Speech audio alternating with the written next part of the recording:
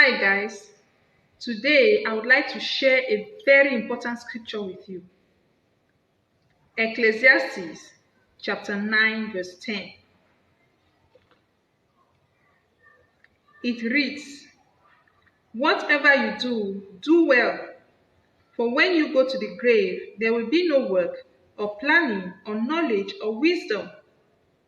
Another version says, "Whatever your hand finds to do, do it with all your might." Why am I reading this scripture to you? As a husband or as a wife, your hands have found marriage. So it's important to do this marriage well. It's important to practice the marriage with all your might. There are couples who got married and they spent their whole life fighting. Instead of spending their time loving each other, building together, and caring for each other, they spent their whole life fighting. And before they knew it, one person departed. So what do you think will be going on in the other person's mind? I'm sure they'll be lamenting, right? They'll be saying that, what did I do with my spouse, when they were still alive?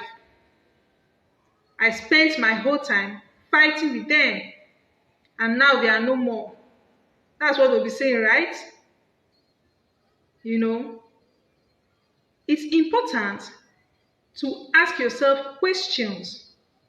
Ask yourself, how am I treating my spouse? How am I handling my marriage?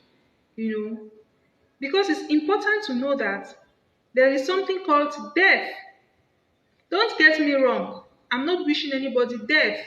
Of course, even God, who gave us this word, was not wishing anybody death when he gave us this word.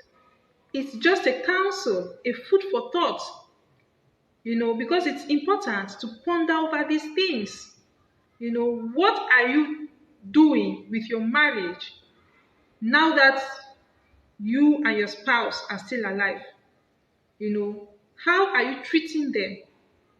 What are your activities in your marriage now that both of you are still alive? I used to know a couple who fought a lot. They fought every day over everything. And one day, the man left for work. Then the woman got a phone call. Someone called to inform her that her husband was involved in an accident and he was in a certain hospital. She cried. She rushed to the place. She did everything to save her husband's life, to no avail. He left her. She wept. When she was crying, do you know what she was saying? She was saying that, who will I fight with again? Who will I quarrel with again? Who will make me nag again? It was funny, yet pitiful.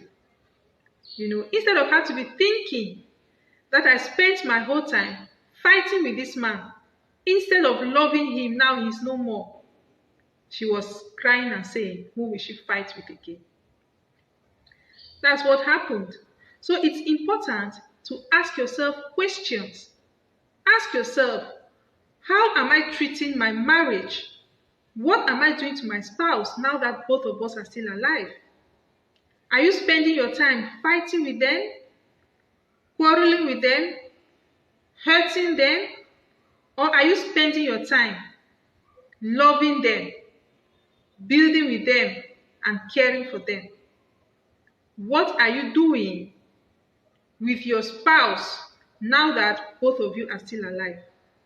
Because, like the scripture says, whatever you do, do well. For when you go to the grave, there will be no work or planning or knowledge or wisdom. So whatever you have to do for your spouse and for your marriage, now is the time to do it.